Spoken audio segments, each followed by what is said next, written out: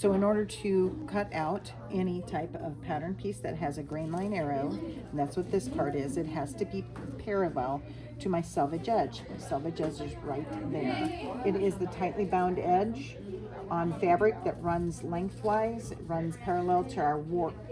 You want to, when you lay your piece out, have that closest to you. If you notice, this particular pattern has one way. All of the reindeer are going in the same direction. So I want to make sure that my A, when I cut my A out, that the reindeer aren't upside down. So I have to think about that.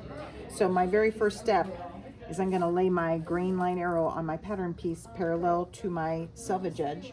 And I'm going to place a pin. This is step 1, pin. And I put a pin in, and I'm going to measure to my edge, which is step 2. So P, pin, measure to the edge. I'm going to measure using 1 on my measuring tape instead of the end because it's not perfect. And I'm going to measure down here, and it is 10.5 inches. I'm going to put that same measurement right there, so that's the second M, and I'm going to measure, and it is not exactly on that 1. So I'm going to move my pattern until it is exactly at 1, and then I'm going to place a pin in the end. So step 1, pin.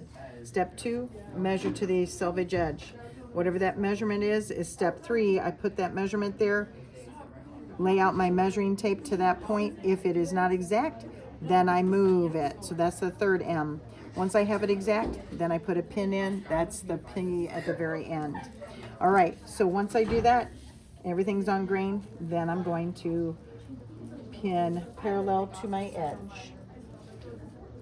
And I do that about the distance of the width of my hand, plus around curves, and I'm, again, parallel to the edge.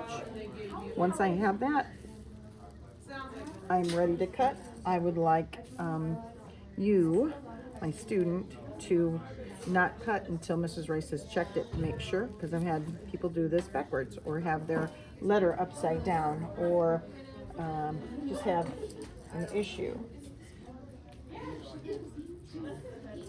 So again, when I cut, I'm in a standing position, not sitting, and I need to make sure that my thumb goes in the small part, my fingers go in where the fingers should go so I can cut.